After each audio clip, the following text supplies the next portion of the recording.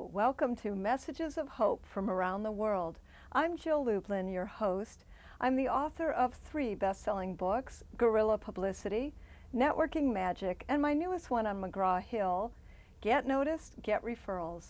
Tonight's show, we're going to be talking about obsessive compulsive disorder, and I have 3 wonderful guests with me tonight. We have Jeff Bell. He is the author of Rewind, Replay, and Repeat, Ivy Ritterbush, and Dr. Robin Zazio. She's the founder of the Anxiety Treatment Center. So I'd like to start with you, Jeff, if I might. And you are a very successful person and have been, as I understand, a news anchor. You have a great book out.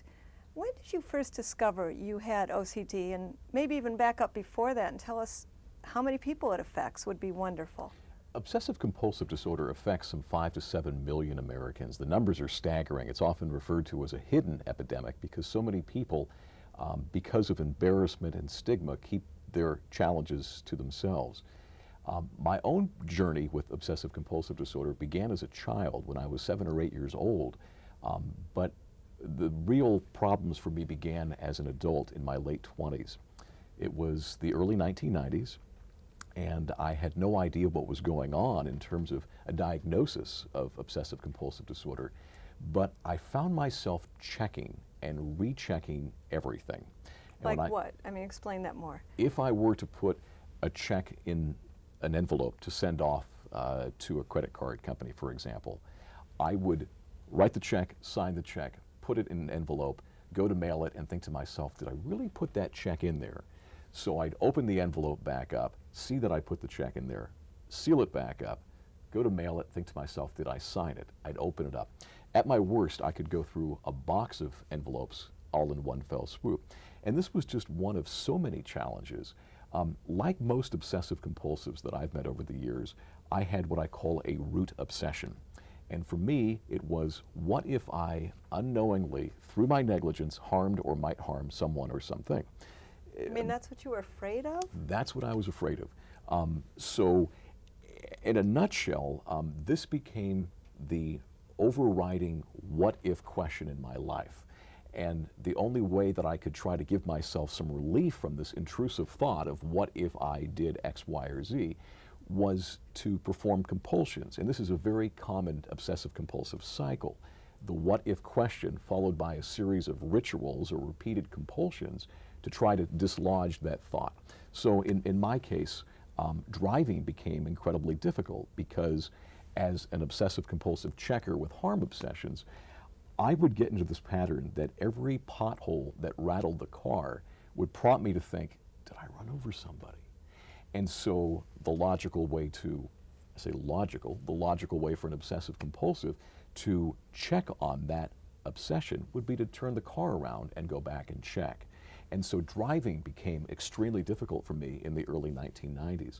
The irony at this point in my life was that I was working as a field reporter for a radio station in San Francisco. And my job was to get to the scene of a breaking news story as quickly and efficiently as possible and tell the story, report back to our audience what was going on. That is a great irony. I just have to break in here because here you are afraid of probably, in a way, everything to a certain extent, and you're the first one at a story, right? Right. That's a little scary right there in and of itself. It was, and ironically, the reporting was the easy part for me. Getting to the story became so difficult because of the driving challenges, so that when I would go to cover a fire, I would be crossing an intersection and hit a pothole, and I would turn the news van around and go check it. I'd start driving the car in circles, essentially. Ultimately, unbeknownst to my bosses, I would take our news van out of the garage in downtown San Francisco, park it around the corner, and start hailing taxis to get out to the scene of a breaking news story. It was very exhausting for many years, this double life of being a successful, career-oriented man, as you've suggested, but at the same time living in the shadows with this hidden epidemic of OCD. So you were hiding your symptoms? At the wrong angle to get it hit. You were hiding it? I was absolutely hiding it. In fact, in retrospect, I sometimes wonder what was more debilitating in my life, the OCD itself and the compulsions that I indulged for so many years, or the exhaustive process of covering my tracks and hiding it from everybody. Yeah, that must have been scary. If I might go to Dr. Robin here for a moment, can you explain to us the definition of OCD so that our viewers understand? Yes, OCD refers to obsessive compulsive disorder. Obsessive really refers to thoughts that the person is having, intrusive thoughts that the person finds very distressing. What happens is they can't stop those thoughts. So you or I might have a thought where we think that's an odd thought, but it comes in and goes out just as quickly as it came in. And oftentimes what happens, because of a neurochemistry issue, the brain gets stuck and it can't get off of that distressing thought. And so a person develops compulsions, which actually have nothing to do with the thought, but they get relief. And so in Jeff's case, when he goes around and checks, he gets a temporary relief. The problem is with OCD, it's been referred to as the doubting disease. And the person, once they go and they do the ritual, it sort of one-ups it and says, yeah, and again in Jeff's case, you check the road, but what if that body rolled off down the hill? So then he goes, oh, so I need to go back and check again. He checks, doesn't see anything, drives off. Well, he then has the thought of, well, what if it rolled to the other side? So then he's got to go back and check again. So in OCD, there's a pattern of doubt that keeps getting created even though they're getting relief in the moment, but they have to keep doing those compulsions to keep feeling better. So how do most people know they have it? And any of you can answer this. How did you find out you had this? I was misdiagnosed twice, and it's a big part of the reason that I'm on a show like this today, trying to raise awareness about obsessive compulsive disorder. There is still a lot of widespread ignorance, even within the mental health profession, about what this disorder is all about. And so after I had been misdiagnosed twice and was in therapy, I stumbled across a book called The Boy Who Couldn't Stop Washing. And that title called to me, specifically the couldn't stop aspect of it, which really gets at the compulsive nature of OCD. And it was then and there that I realized three things for the first time in my life. A, I'm not alone, that other people do these crazy patterns that I was doing. Two, that there's a name for it. And three, and most importantly, that there's a treatment process and people like Dr. Zazio out there who can help turn around lives. Wow, that must have been profound for you. It was profound. How old were you when that happened? I was in my early 30s. Okay, so you've been living with this for quite a while now. Yes. Okay, now let's contrast Ivy over here. And Ivy, how old are you? I'm 15. Great, and as I understand, around what, 4th grade you started? Yeah, 4th, 5th grade. Because when you're a child, you don't know if the kid next to you in class is thinking about the same thing. Like, you know, if what I don't were you thinking about? Well, at night, when my parents would bring water up to me, like, you know, you probably have done for your children, I would think that they were poisoning me. And it had nothing to do with my parents because I had a great relationship with my parents. It just, I thought about it, and it got to the point where I would calculate the number of hours until I died if I took it. And all these things going through your head, because when you have OCD, tons of things are going on in your head. It's not just like, okay, touch this. Okay, I'm going to touch this. There's all this thinking and processing in your head that goes on. Well, if I don't touch this many times, is this going to happen? And this going to happen? And this going to happen? And it really just tires your brain out.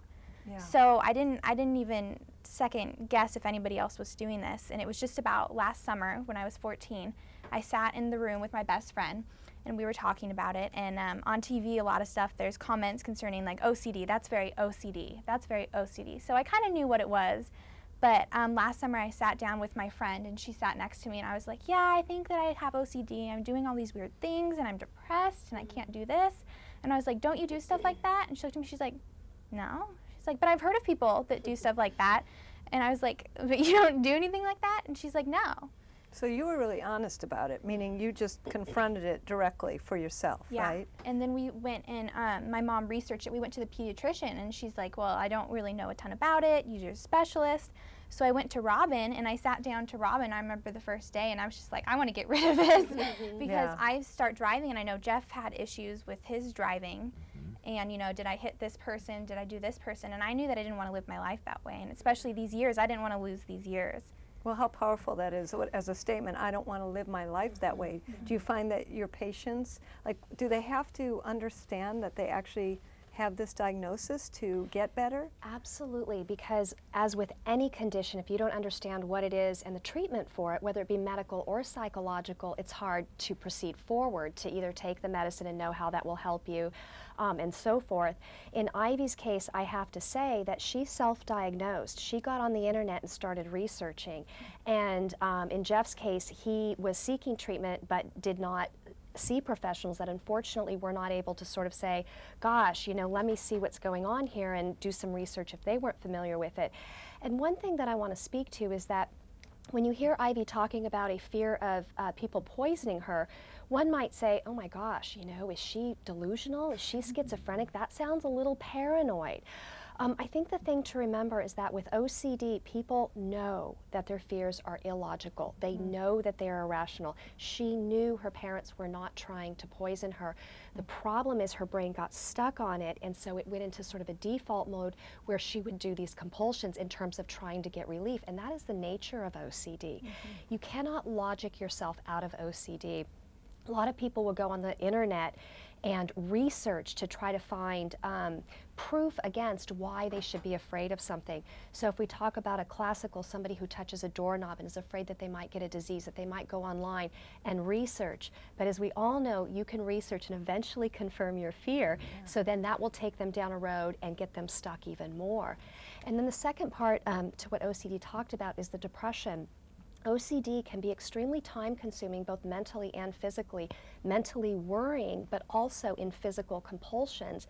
And people become very depressed because they become robbed of their lives. And I don't know if you want to speak a little bit to that. Yeah, well, I'm a very outgoing person, and I'm involved in a lot of things. I'm cheer captain 3 years, and I have a lot of friends, and I like to talk a lot, as my parents would say.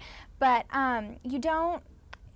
It's like what you said earlier, like a double life. Like I was at home, and with cheerleading and being captain, you count a lot, like 8 counts, like 1, 2, 3, 4, and just the counting sequences in my head. And with the OCD, it got me stuck, and I would just sit there, and I would just get so angry, and I couldn't explain. People had no idea, because kids my age, they know kind of what OCD is, but they don't understand what you're going through. And I would be at home, and I would sit underneath my desk, and I would cry, and I would sit there, and I would just be totally depressed. I would hate everything that I'm doing, and I would hate myself because I wouldn't stop doing these compulsions. And I, just like she said, I knew that if I stepped on this crack, my mom wouldn't die.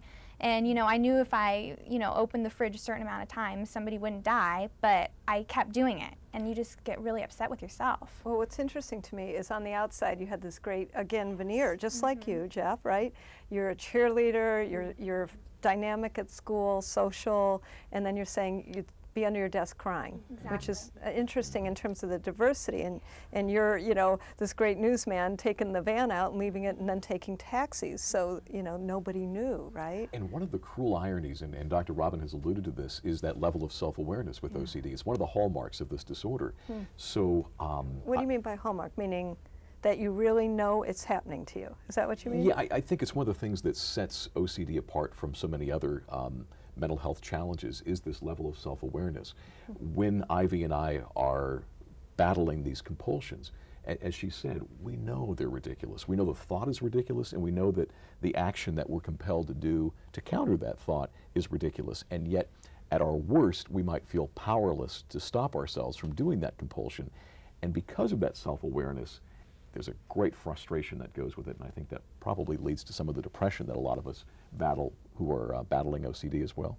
Well, if someone's watching, I'm just curious, what would be those small first things to watch for? And if you want to take that, but also in your own experience, what are those things that go on so that we all don't think we've got OCD? Right, right. And I think that that's a common misconception, because all of us at some point drive off and think, did I put the